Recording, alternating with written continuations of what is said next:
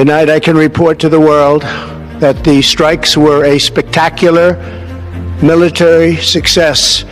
این حادثه سربرآوردن یه مجموعه شرافتمند قوی در سوریه هم اتفاق خواهد افتاد.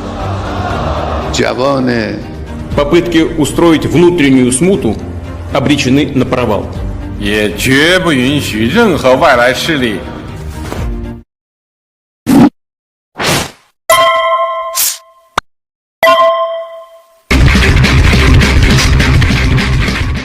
Langit malam di atas Teheran tiba-tiba terbelah, diterangi oleh ledakan dahsyat yang mengirimkan riak ke seluruh kota.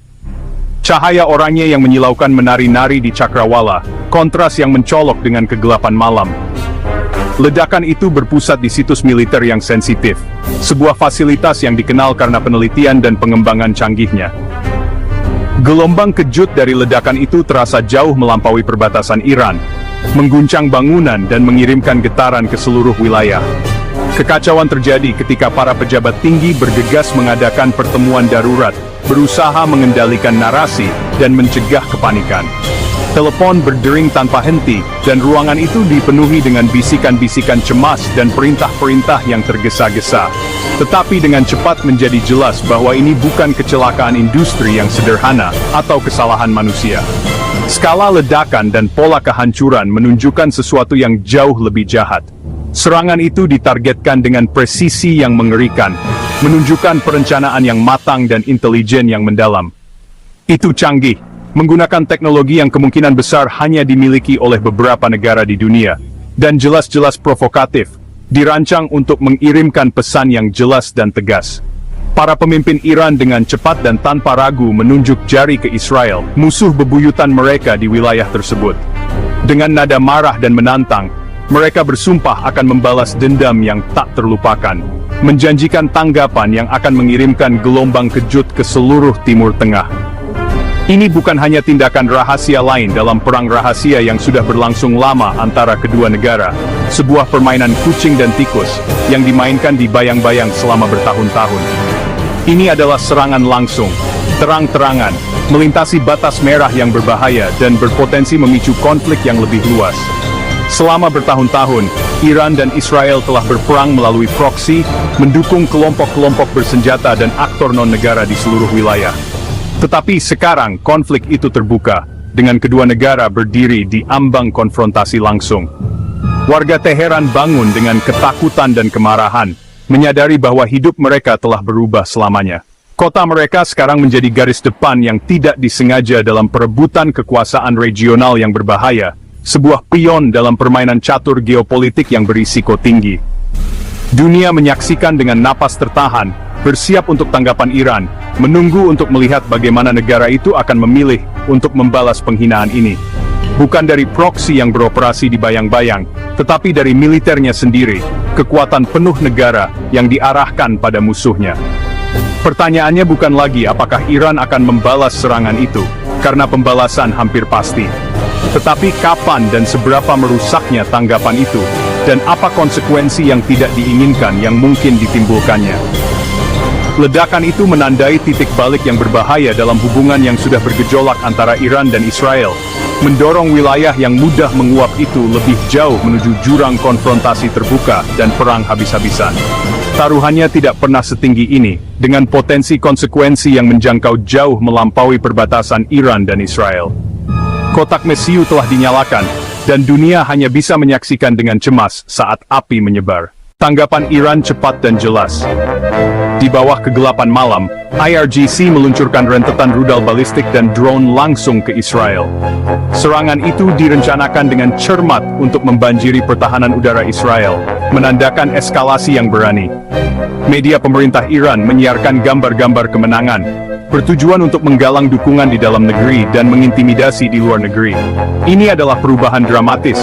Tidak ada lagi proksi, hanya konfrontasi langsung. Teheran bertaruh bahwa apapun yang kurang akan dianggap sebagai kelemahan. Dunia menyaksikan lintasan rudal, mengetahui setiap rudal dapat memicu perang yang lebih luas. Iran telah bergerak, sumbu sekarang membakar menuju Yerusalem. Israel siap. Sirene melolong saat keluarga bergegas ke tempat penampungan, tetapi di atas, sistem Iron Dome dan Arrow mulai beraksi. Rudal pencegat menerangi langit, menghancurkan sebagian besar ancaman yang masuk sebelum mereka dapat menyerang. Koordinasi IDF mulus, intelijen, pertahanan udara, dan jet tempur bekerja bersama. Pemerintah memproyeksikan ketenangan, merilis rekaman intersepsi yang berhasil untuk meyakinkan publik dan memperingatkan musuh. Sebagian besar proyektil Iran dihentikan, kerusakan minimal. Namun, beratnya serangan langsung Iran tidak luput dari perhatian siapapun. Israel telah melewati ambang batas, pembalasan tidak bisa dihindari. Kemenangan defensif jelas, tetapi konflik baru saja dimulai. Dunia bersiap untuk langkah Israel selanjutnya. Perdana Menteri Netanyahu berbicara kepada bangsa, suaranya bergema di seluruh negeri yang sedang gelisah, memuji IDF, pilar pertahanan negara, dan bersumpah akan memberikan tanggapan yang tegas dan terukur terhadap agresi yang terjadi. Pesannya jelas dan tidak ambigu. Israel tidak akan membiarkan serangan ini tidak terjawab. Sebuah deklarasi yang mengirimkan gelombang kejutan ke seluruh wilayah. Di balik pintu tertutup, di jantung kekuasaan, Kabinet Perang Israel menimbang pilihan yang ada di hadapan mereka. Setiap keputusan memiliki konsekuensi yang luas. Dari serangan besar-besaran yang akan mengirimkan pesan yang kuat, hingga pembalasan yang ditargetkan, dirancang untuk melumpuhkan kemampuan musuh dengan presisi bedah. Setiap pilihan membawa risiko besar, dan potensi untuk konsekuensi yang tidak diinginkan. Eskalasi bisa berarti perang regional, menyeret negara-negara tetangga ke dalam pusaran konflik. Pengekangan bisa mengundang lebih banyak serangan, mengirimkan sinyal kelemahan yang dapat dieksploitasi. Sekolah ditutup, mengosongkan ruang kelas dan lapangan bermain. Pasukan cadangan dimobilisasi, dipanggil dari kehidupan sipil untuk memperkuat garis pertahanan, dan kehidupan sehari-hari terhenti, digantikan oleh ras takut dan antisipasi yang mencekam. Saat bangsa menunggu dengan napas tertahan, Israel bersiap untuk yang terburuk, memperkuat pertahanannya, dan mempersiapkan diri untuk kemungkinan terburuk. Mengetahui langkah selanjutnya dapat membentuk kembali wilayah tersebut, dan mengubah keseimbangan kekuasaan untuk tahun-tahun mendatang. Dunia menyaksikan dengan cemas akan apa yang akan terjadi selanjutnya, dan potensi konsekuensi global dari konflik ini. Rasa normal hancur berkeping-keping, digantikan oleh suasana ketidakpastian dan ketakutan. Hitung mundur menuju tanggapan Israel telah dimulai. Setiap detik terasa seperti 1 jam. Pertemuan darurat ini diadakan di Situation Room Gedung Putih, sebuah pusat komando yang aman dan terenkripsi. Saat pasukan AS secara aktif membantu mencegat rentetan rudal dan drone yang diluncurkan oleh Iran. Sistem pertahanan udara Amerika, termasuk kapal perang yang ditempatkan secara strategis, memainkan peran penting dalam menggagalkan serangan tersebut. Prioritas utama Amerika adalah memberikan dukungan yang tak tergoyahkan kepada Israel, sekutu regional utama. Dukungan ini mencakup bantuan militer, berbagi intelijen, dan dukungan diplomatik yang kuat. Namun, yang sama pentingnya adalah mencegah perang yang lebih luas dan dahsyat yang dapat melanda seluruh Timur Tengah. Amerika Serikat berupaya untuk meredakan ketegangan dan mencegah eskalasi lebih lanjut. Secara terbuka, Gedung Putih menegaskan kembali komitmennya yang teguh terhadap keamanan Israel, menekankan hak Israel untuk membela diri terhadap agresi.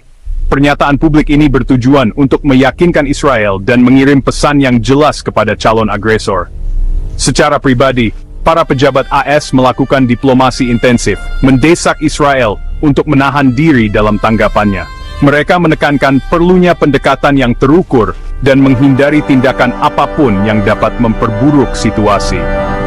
Kekhawatiran utama adalah bahwa eskalasi yang tidak terkendali akan menyeret Amerika Serikat ke dalam konflik Timur Tengah lainnya.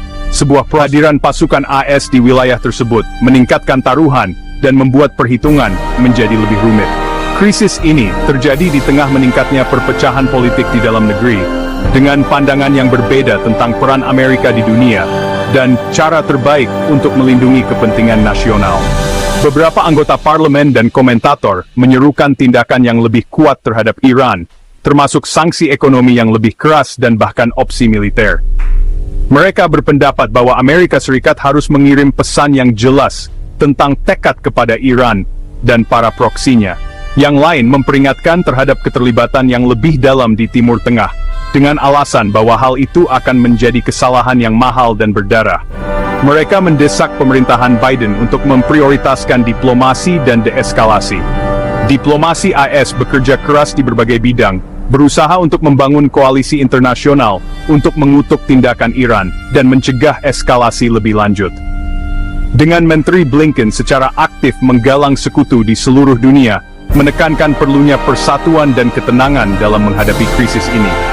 Upaya diplomatik ini bertujuan untuk mengisolasi Iran dan mencegah negara lain mengambil tindakan yang dapat perburuk situasi.